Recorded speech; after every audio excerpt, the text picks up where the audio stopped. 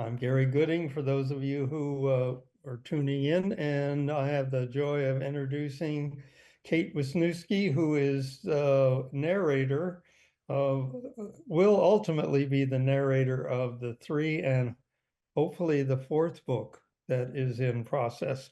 And Where Courage Began. She just finished that recently, and it's due to come out, I believe, in February. And uh, we had a really good time finding you. Went through the process of hearing a lot of people, and we're delighted with what you presented. And certainly so far, although I've only heard a little clip, it sounds wonderful. And welcome to our Zoom that we'll be sharing with folks in my network and hopefully yours, so that they can get to know us both better. Yes. Uh, Kate is got a resume that makes mine look really bad, weak. She's in spite of her youthfulness, she's done a lot of things over the time, and rather than me trying to stumble over that, can you share a little bit of your background that reached the point that you did my book? Sure. So I'm a professional actor. I live in Ashland, Oregon, and I spent quite a few years living in Seattle and in the Seattle area, where I had for a number of years, I was pretty active in commercial voiceover work. But I'm primarily a stage actor. That's really the kind of meat and potatoes of my work. And but because of my experience as a commercial voiceover actor, I have spent a lot of time behind the microphone, and began to switch over to audiobook narration, which is um, it's an aspect of the world of professional acting that is continuing to grow. And for those of us who have experience with voiceover work, it's very different than commercial voiceover work. It's long form narration, but there's been a kind of a switch, especially during the pandemic, where people have moved into creating their own home studios.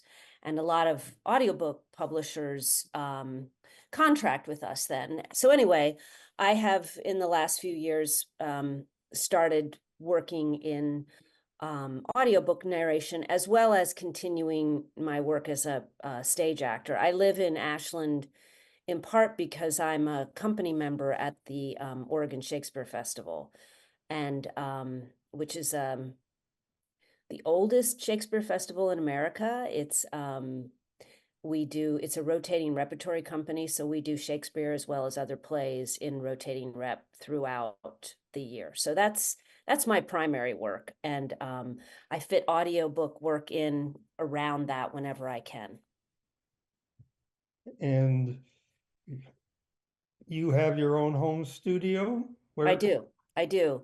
Yeah, the industry has really switched, and it's been happening for at least a decade, if not more, where people have been starting to kind of switch over to home studios. But the pandemic really increased the speed of that, and a lot of work is now done by people in their own home studios, which means that you have to be your own engineer as well as doing the narration. So you're an actor, you're a producer, you're your own engineer. It's a lot more work. I preferred the years when I got to go to a studio and have somebody else do all that work for me. But for the most part, that's not how audiobooks are recorded anymore. Well, that's been our experience. I've had a couple of my books audibleized. The first one being Fresh Snow on Bedford Falls, a sequel to It's a Wonderful Life. Mm-hmm. And was fortunate enough to get a guy by the name of George Goodell Mm-hmm. who is certainly renowned in the audiobook trade. And then I had another book called Yalem, a story about the donkey that carries Mary into Bethlehem and how his life evolved. And we had a rookie doing the recording. Lovely, lovely voice, and we were very happy with her work. And when I asked her where she recorded her book, she said in a closet. And I asked George where he recorded his books, and he said in a closet. And so uh, I had this envisioning of a lot of equipment and a lot of things uh, making it more professional. I never thought of a coat hanging, hitting you in the head while you're recording. So do you record in a closet? Well, actually, you can see right behind me. That's the closet I record in. Now, I don't use it as a closet. I have it set up just as my recording studio, but it is a closet. And closets are actually a great space to record in if that's all you have, because I mean, even if it has all your clothes hanging in it, because all that clothing creates really great baffling for the noise. So it's kind of an ideal space. Um, what's happened is that the equipment has become so much less expensive, and just like any kind of electronic equipment and computer equipment, it's over the years it's become so much less expensive that creating your own home studio has become affordable. When I first looked into it years ago, it was 10,000 plus to for me to move into a home studio, and I just didn't really need to do it at that point because enough um, studios were still recording, and when I was doing commercial work, they were sending me out to studios. So, but it's all changed. So, it's great that we have the flexibility. You just need to have an engineer in your back pocket in case something goes wrong, because inevitably something will go wrong at some point, and you'll have to either spend a lot of time on the YouTube University universe, or hopefully you've got somebody who's knows their way around sound equipment and can help you out. And is that affordability and made it driven some of those production studios out of business, or? Yeah, I mean, they're still out there, and but of course it is affordability. I mean, unfortunately sometimes there is a sort of race to the bottom in a lot of industries, and um yeah, I mean, I just think per hour, if you've got an actor, I belong to the union. If you're a union actor and you're in the studio and you've got uh, an engineer and multiple other people, and then you've got the space and you've got this bank of expensive sound equipment, et cetera, et cetera. That just costs a lot of money. Of course, they take the Tantor, which is publishing these books. They have they take my raw audio, and then an engineer and as well as editors work on it. So it's not like I'm not creating the finished product. I'm creating the raw material. So there are still steps along the way, but um yeah, I mean, I think that a lot of it does have to do with cost. Even in the world of commercial voiceover, I will get work through my agent, and it will often say, we're only going to use people with home studios. So it just depends. There are still studios out there, and it just depends on the project. Well, it seems to me with the pandemic, and I think Robin mentioned that I'm visually impaired. In Hmm. fact, I haven't read a book in print since 2012.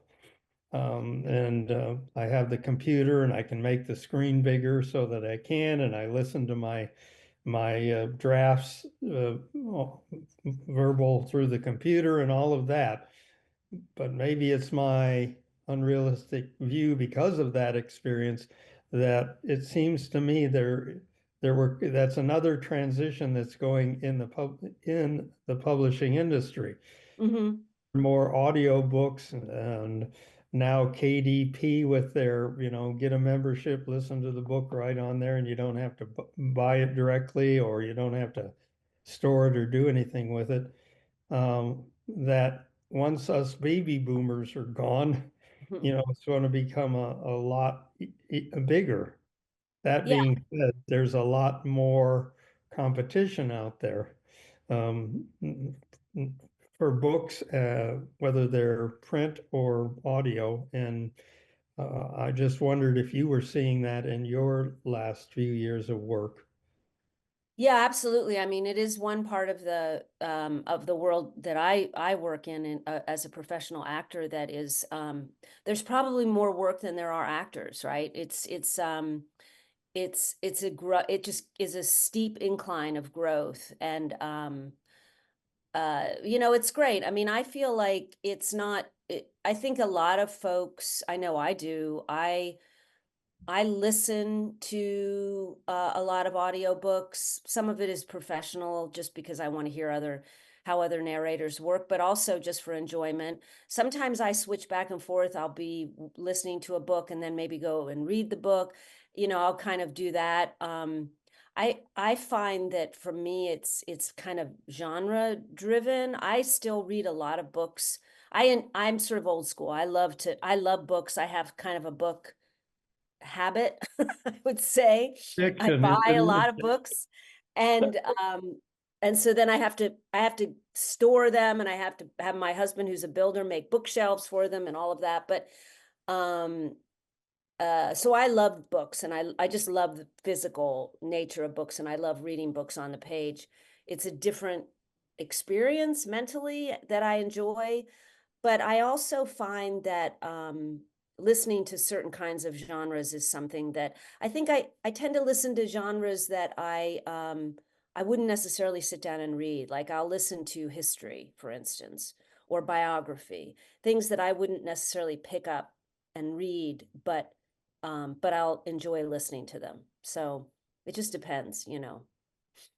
And how do you pick what you're going to read? How did you decide? How did you become aware of where courage began, and walk me through that process? So I have recorded a number of books for the publishing house Tantor, which is who is publishing your books. Mhm. And they have a casting team, and they reach out to me. They say, I'll get an email that says, we have a book that we're going to be working on, and we'd like you to read a sample for us and submit it as an audition. So that's really how it works. I'm not necessarily out there looking myself for work. I either get work through my agent or through publishers that I work with who will pitch projects to me that they think my voice might be right for. And then Mhm.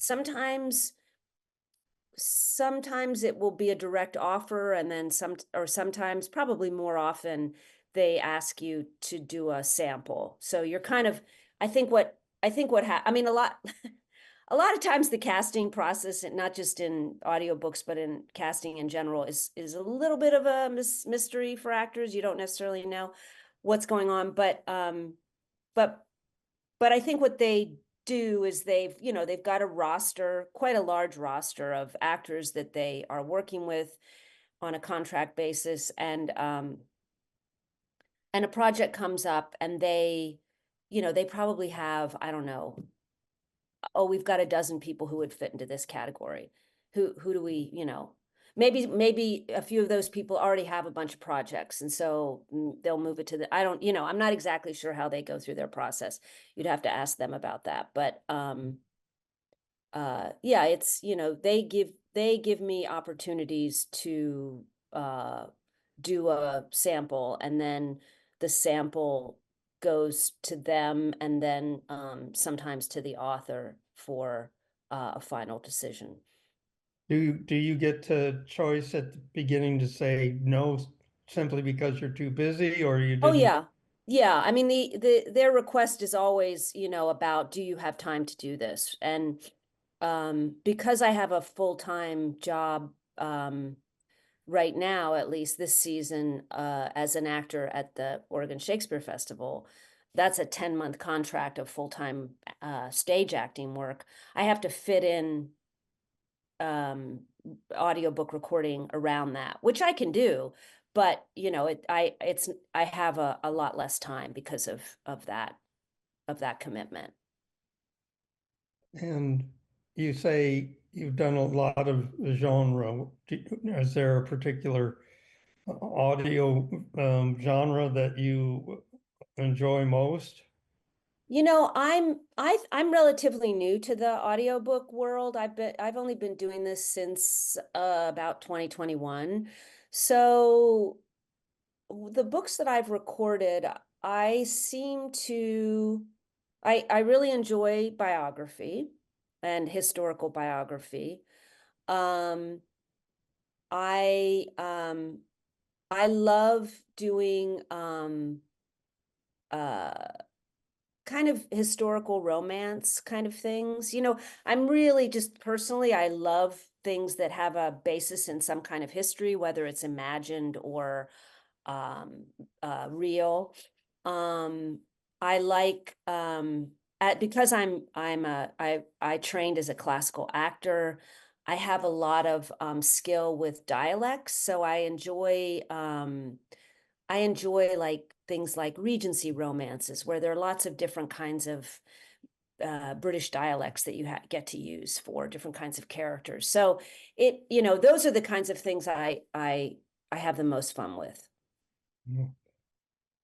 And how did where courage began fit into that definition or Well, I pers- think first of all, it's your family, so there's the biography aspect of it, but it's also based in a very specific historical time in American history.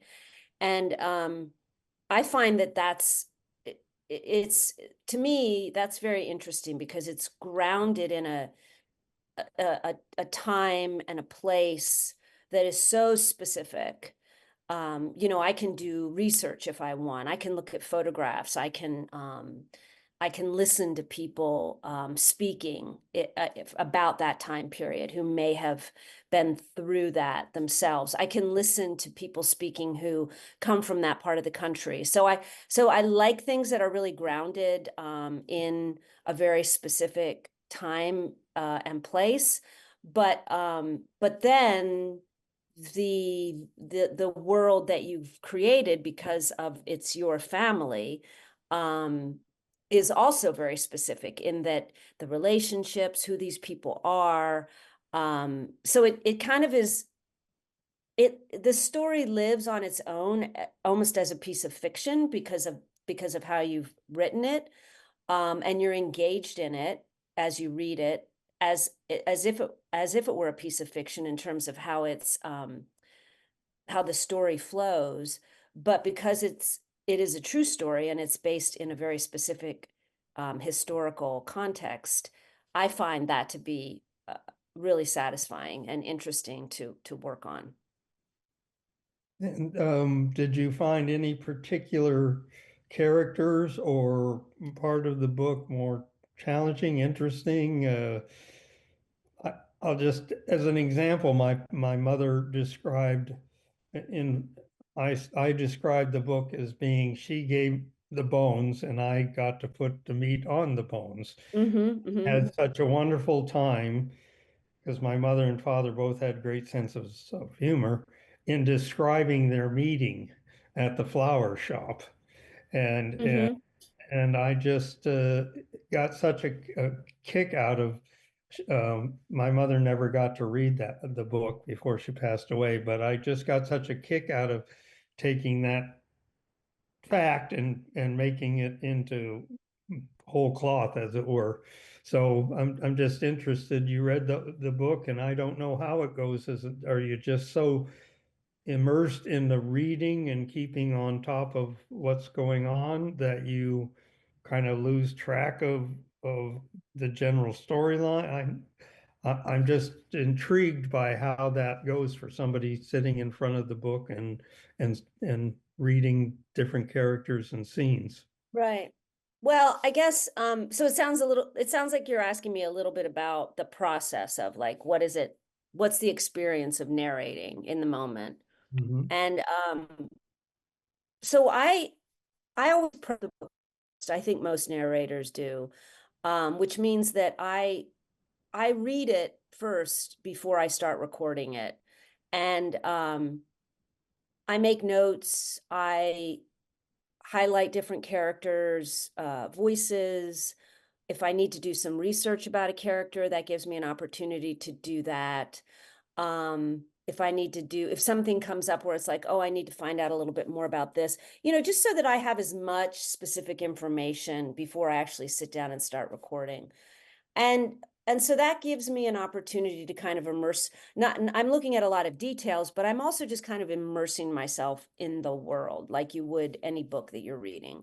Your imagination begins to take over and you start to like, at least I do, I start to see maybe what these people look like to me, how they live in the world, what the world looks like, just all of that visual stuff that any kind of reading, I think, does for you, which is part of what is so lovely about reading is that you enter this other world all of a sudden as soon as you start engaging in something that you're reading.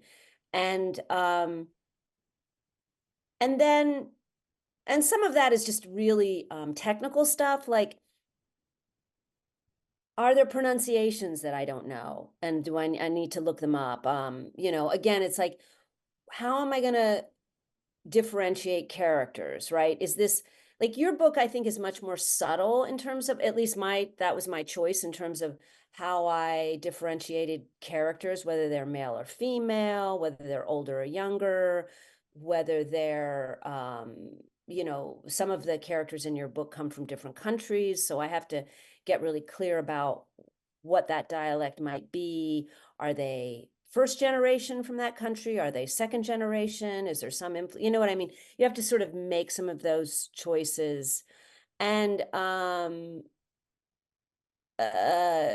so some of it is really that kind of just technical work. You kind of have all of that in your head. I mean, you have a lot of it. There are programs that I use that kind of help me with that are essentially like a way of storing all of that I can get to very quickly in the moment if I need to. But a lot of it is just a sort of general sense of dumping that into your brain. And after you've done that, then you go back and you start recording the book. And all of that prep work is kind of with you, right? It's hanging in there in your brain somewhere. And sometimes you might have to stop and look something up because it hasn't quite lodged in there. But a lot of it is just there. You've kind of internalized a lot of it. So, which is the same way you work on a character when you're on stage or in film or television. It's the same sort of process. All of that research that you do is there to sort of help uh, underpin whatever it is you're doing. And and then I just begin to read the book and record it. Um, and sometimes I'll go back and re-record the first chapter after I've kind of gotten a flow of things and I feel like I've settled into who these characters are and what their voices are and switching from one to another. Because sometimes the first chapter I go back and listen and I'm like, it's not quite right. I need to go because I've sort of found my flow by the second chapter and then I want to go back and make sure that the first chapter feels like the rest of the book. But that's kind of the process, you know. And I mean every narrator sort of has a probably an idea of what they feel comfortable recording in a day. Um how much material you feel like you either have the stamina for or you have the time for, or hopefully it's quiet enough that you can do it, because even though my studio is well set up for the quality of the sound, it's not soundproof. It's it's almost impossible to create a soundproof studio by yourself. I mean, you can buy expensive soundproof studios that are quite nice, that are, it's like having a tiny little like box that you can put in a room and record from there. But soundproofing is very is hard to do. So if somebody is suddenly using a leaf blower, I got to take a break. Things like that. Or Um, your so, your it's, husband is building a bookcase for you.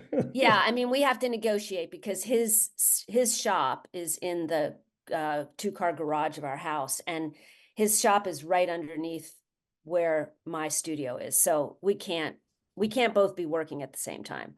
Hmm. Usually his work, he's somewhere else, but if he has to work in the shop, then we've got to negotiate the time use that day. And when you've been at this for a short time, do you interact, or did you interact or reach out to or talk to other people in the business or that had done this, or was this pretty much Oh, you just mean when pick? I started? Yeah. Yeah, I did. I had a few people who were friends who were really gracious enough to mentor me and just say, "Oh, this is how these are some people to talk to. This is what to do." I took a couple of classes. I mean, the world of acting is kind of a small community when it comes right down to it. And you end up knowing people who have either done what you want to do or know somebody who has. And so it's just a lot of networking. And I had a few friends who have actually been doing audiobook recordings since it was from the time that it was on like cassette tapes. So they're very very skilled at it, and have been at it a long, long time, and knew a lot of people in the business. And interestingly enough, Ashland, Oregon, which is in southern Oregon, close No, to it the will. yeah, close to the California border. And we're a small mountain town in southern Oregon, about 22,000 people. But Blackstone Publishing, which is one of the big publishers in audiobook recording, started in Ashland because of the Shakespeare Festival. They Hmm. started out many, many years ago recording the live performances. And that's how they kind of got their start, and then moved into publishing. Those are some of the first audiobooks I heard were Blackstone Yeah. audiobooks on cassette out of the library. Yeah. Yeah. And yeah, they are very big. And um, now one of the problems that any self-published book anymore, and we do it as diligent as we can in the world we have today. I think people have lost the skill of editing because there's so many tools to do it for you, supposedly, Mhm. that really don't do it justice. But I'll never forget being so pleased that George Waddell was going to do Fresh Snow on Bedford Falls. And uh, 2 days into it, he called me and said, you've got an error on this page. And I went, oh Mhm. my God, how embarrassing that is. And he went into explaining how he's read literally hundreds and if not thousands of books. And he says, I've not read a book that I didn't have to change something or deal with an error Oh or yeah. duplicating. And I'm sure you found plenty of that in where courage began. I'm wondering, and how he worked is says, I'll change it myself if it's obvious, Hmm. a duplication of words. But if there's something, significantly important to the plot, like on page 20, you had him shooting him with a gun, and on page 50, you having him stabbing him with a knife. Hmm. And that's the only call he made was about that one change. Right. But I'm sure you ran into that, and what's your process for dealing with that? We didn't Yeah, I hear mean, You do find, you find little mistakes here and there because, as a narrator, you're reading so closely. You're reading probably, well, as closely as a good editor would be reading. Mhm. And so yeah, you see little typos or, tiny little things that you just kind of um correct in the moment if it's obvious what the correction is.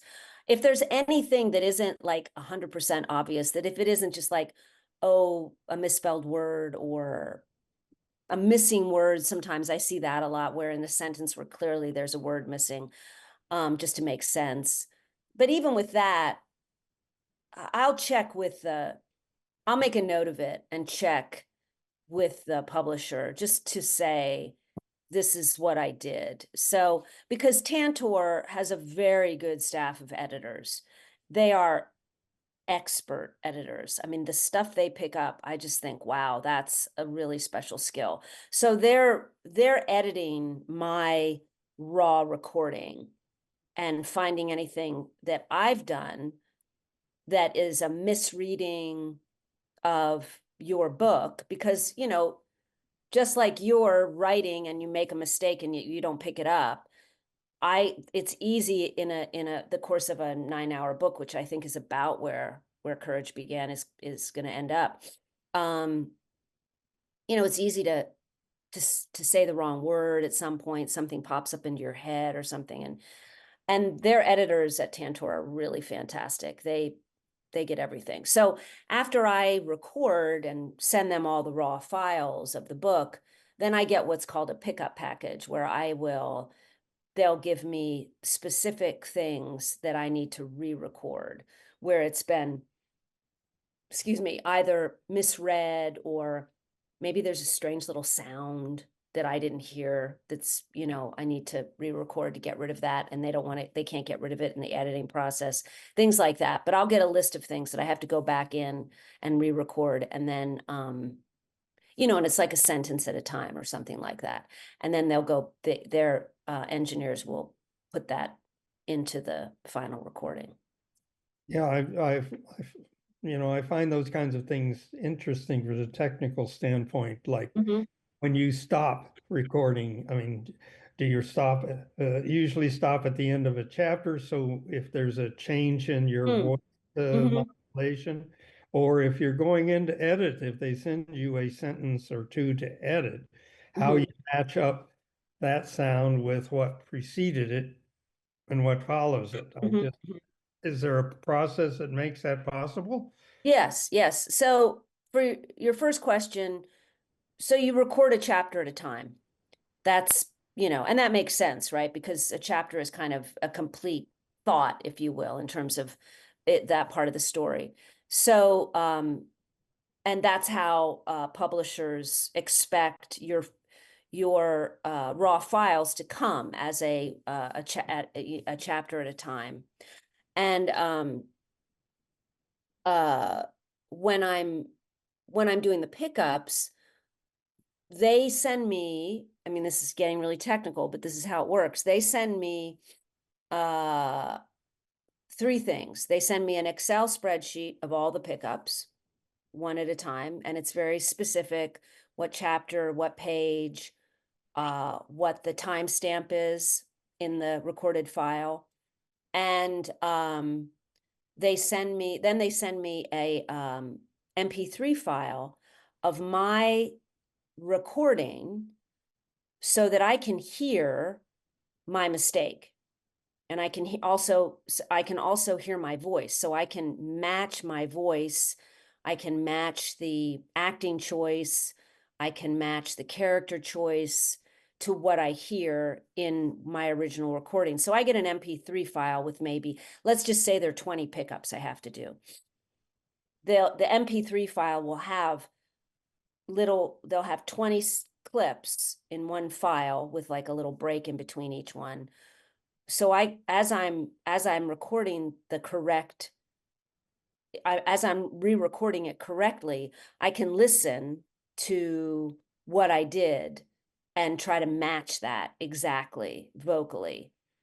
And And then the other thing they give me, just to make it easy, is they give me a new copy of your book with those specific sections highlighted. So I can quickly go through and look and say, okay, because often, even though I'm re-recording it and I've listened to myself, I still want to read it as I'm recording it to make sure I don't make another mistake. You want to make sure you're getting it exactly. So that's the process. And it's not that difficult to match your own recording.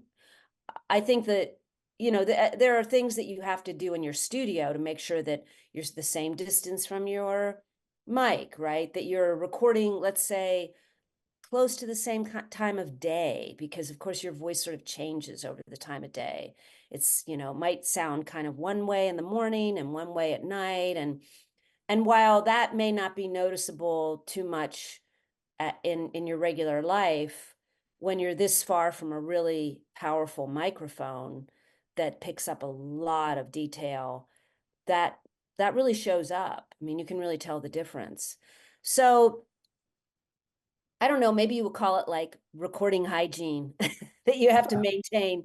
You have a process and you have to just sort of be very specific about maintaining your process so that all of those elements that are in your control, that you can keep them controlled and not there's certain things you can't control, but to the extent that you can, you're trying to maintain that same consistency throughout the process of recording a book, because like a book like yours might take me uh a week to record, because I'm not recording 8 hours a day. That's just too much. It would tire my voice out.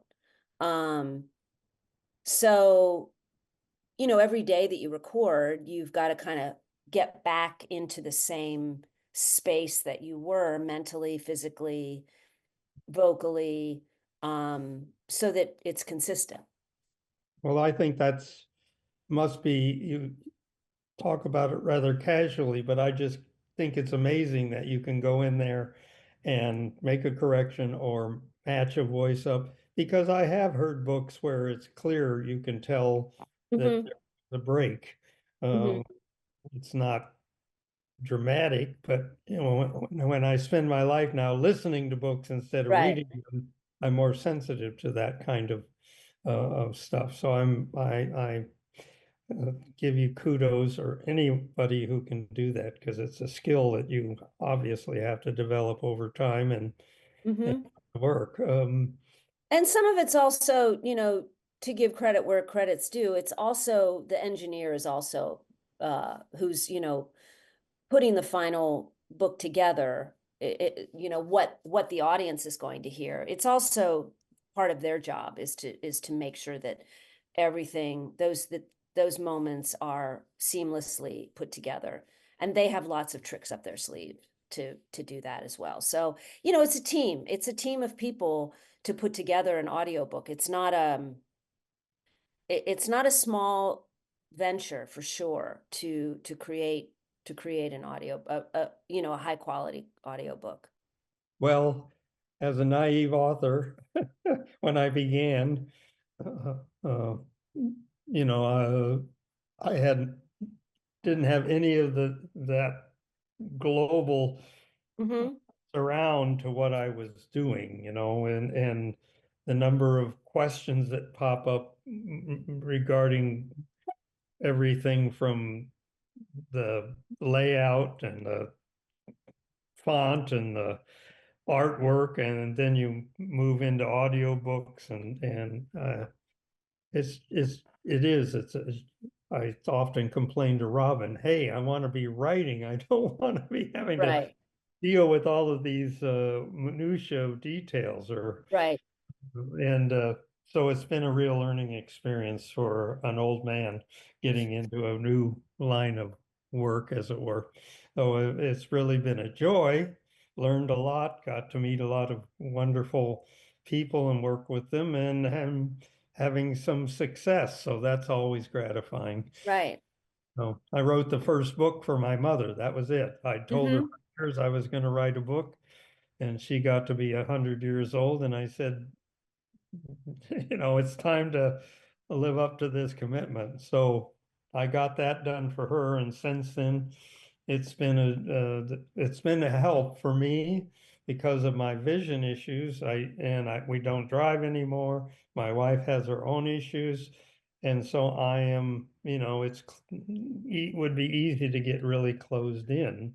Mm-hmm. But the writing and the working and getting to meet people like you and involve you in what I'm doing is really opens me up and keeps me alive, as it were, is Mm-hmm. really excited about getting up in the morning, except when I know I haven't written enough for certain people who shall Right. be When you named. feel the pressure. But That's yeah, I mean, I think that's the thing I would say that I love the most about the work I get to do, which is that, and that's whether I'm working on stage or audiobook narration. I mean, it's really a group effort, and I love that aspect of this work, that it's I mean, even though I'm now off on my own by myself in my little recording studio for hours at a time, I'm still part of a group effort of creating this thing. There are a bunch of us involved in it, and even if I don't get to meet some of those people face to face, I still feel like, we are collaborating together on this piece, and um that's the thing I love the most about the kind of work I get to do. I feel so lucky that, this is how I get to make my living, because it's that collaborative effort is just really joyful, and it's we all kind of stand on each other's backs and help each other out, and make the work better as a result of all of us being in it together. So I agree. I love that part of it. and and I was going to ask, like, for some feedback in terms of, as you read through the book, were there things in the book that were most interesting or most enjoyable to be dealing with? But it seems that's probably not fair, given the fact that you probably went into reading another book shortly after finishing Where Courage Began. Well, you do kind of, it's interesting. You do kind of jump from one to another, and so you're jumping from one world to another. And but it's one of the things that I like. I was very happy to hear that your books were going to be a series. I mean, I love doing series. I think most voice actors, audiobook narrators love doing series, because you really get to follow this story over a period of time. You get to follow these characters as they grow and change. And so I was really happy that I'm going to get to come back and spend some time with these characters again later, a little bit later this year. So that's always that's and there, always really fun. and there's another one in the wings. Excellent. And one of the running jokes is, are you going to do a prequel, a story Mm, about Alice, the mother, and mm-hmm. their experiences? For goodness sake, I said, let me get rid of mom first. Let me get Right.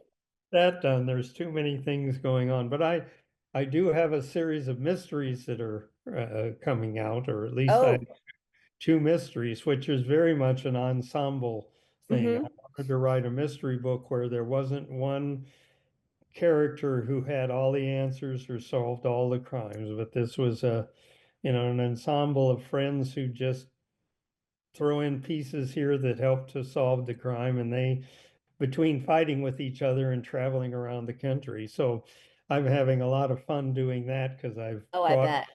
I've brought back people from my past high school Oh, how fun. and long-term friends, and some of them who didn't get along and have to be together. So that, and I'm looking forward to writing more of that series as time goes by. But I can't write them all at the same time, It's a unfortunately. lot of work, but it's great to have all the work to do, right? I mean, that's the thing. It's like, if you enjoy doing it, I'm I do not complain about the amount of work I have. I feel very grateful at this point in my life that I have the kind of, that I have the work that I have. And it's not an easy being a professional actor is not, you don't go to do that because you think you're going to make a lot of money. So, Right, you know, that's true. And I always feel very grateful when I've got, a lot of interesting yeah, work. yeah, I'm jumping in for a moment. So this is, I want to make sure that we are able to wrap up because we're at that time where we're going to need to wrap up. So if there's any questions that, Kate, is there anything that you'd like to be asked, or is there any pieces of this, Garry, that you want to do a little bit of a wrap up? well, first I'll give Kate a chance as I don't really have any questions. It's just really lovely to get to talk to you. I don't get to do this very often.